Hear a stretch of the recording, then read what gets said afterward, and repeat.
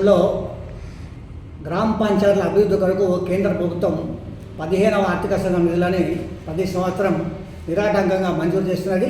రాష్ట్ర ప్రభుత్వాలు నిధులు ఇచ్చినా ఇవ్వకుండా గ్రామాలు అభివృద్ధిలో నిరంతరం ఉండాలనే ఉద్దేశంతో కేంద్ర ప్రభుత్వం నిరంతరంగా నిధులు ఇస్తూ ఉంటే మొన్న వచ్చిన కాంగ్రెస్ ప్రభుత్వం సర్పంచ్ల ఎలక్షన్లు, గ్రామాల వారి ఎలక్షన్లు పెట్టకుండా ఆలస్యం చేయడం వల్ల ఈ పంచాయతీ కార్యదర్శులు, పంచాయతీ సెక్రటరీలు, మండల పంచాయతీ అధికారులు వాళ్ళ ఇష్టారాజ్యంగా ఈ 15 ఆర్థిక సంఘం నిధులను దుర్యోగం చేయడానికి మంచిగా దారులు వెతుకున్నారు.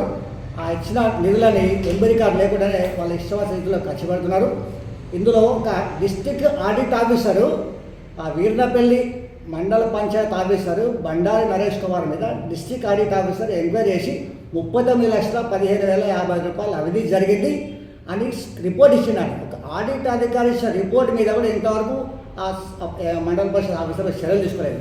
ఆయన సస్పెండ్ చేయలేదు, ఆ డబ్బు రికవరీ అయ్యింది. పైగా ఇంకా ఆయనకు కలెక్టరేట్లో సూపరింటెండెంట్ పోషించి ఆయనకు పట్టం కట్టింది. అంటే అది ఉద్దేశం ఏంది, మిగతా పంచాయతీ కార్యదర్శి కూడా ఎంత అవినీతి చేసినా కూడా మేము చూస్తూ ఉంటాం కూడా ప్రభుత్వ అధికారులు కలెక్టర్ ఏం చేస్తాడు. మరి కేంద్ర ప్రభుత్వం నిధులు ఇచ్చేదేమో గ్రామ పంచాయతీలు ప్రజలకు అభివృద్ధి కోసం, కానీ వీళ్ళు ప్రభుత్వ అధికారులు ఏం చేస్తున్నారు, ఆ నిధులను పందికొక్కులు మెక్కడానికి గ్రామ పంచాయతీలు నిధులు ఇచ్చేది. ఇట్లాంటి అధికారులను వెంటనే సస్పెండ్ చేయాలి, వాళ్ళని ప్రాసిక్యూట్ చేయాలి.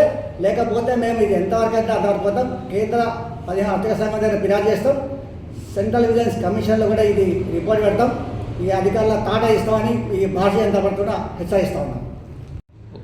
ఇప్పుడు రాజన్న సిరిసిల్ల జిల్లాలో 15వ ఆర్థిక సంఘం నిధులు దుర్వినియోగం జరగడమైంది. దానిపై సమగ్రంగా ఆధారాలు మేము తీసుకొచ్చి నిరూపించడం జరిగింది. రాజన్న సిరిసిల్ల జిల్లాలోని 13 మండలాలు, 254 గ్రామ పంచాయతీలు, కార్యదర్శులు, దానికి సంబంధించిన అధికారులు దీన్ని ఈ 15 ఫైనాన్స్ నిధులను సరైన విధానంలో వినియోగించకుండా వాళ్ళ ఇష్టారాజ్యంగా అక్రమంగా ఎలాంటి ఎంపీ రికార్డు లేకుండా గ్రామ పంచాయతీ తీర్మానం లేకుండా సంబంధం లేని దుకాణాలకు, వాళ్ళకి ఇష్టం వాళ్ళ కుటుంబ సభ్యులకు, వాళ్ళ బంధువులకి, వాళ్ళ అక్క చెల్లెలకి దాని నిబంధనలకు విరుద్ధంగా వాళ్ళకు అవసరం ఉన్న రీతిలో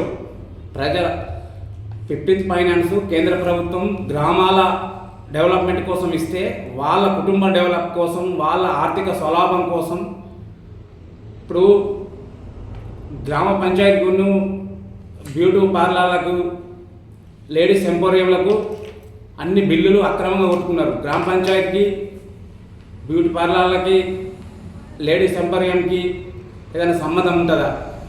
దాన్ని వెంటనే మేము మొన్న కలెక్టర్ గారికి ఫిర్యాదు చేసినాం ఆధారాలతో సహా. మళ్ళీ కూడా అందరికి దానికి సంబంధించిన శాఖలకి ఇక్కడ మండలం నుంచి జిల్లా నుంచి స్టేట్ వరకు సంబంధించిన అన్ని శాఖలకు ఫిర్యాదు చేయడం జరిగింది.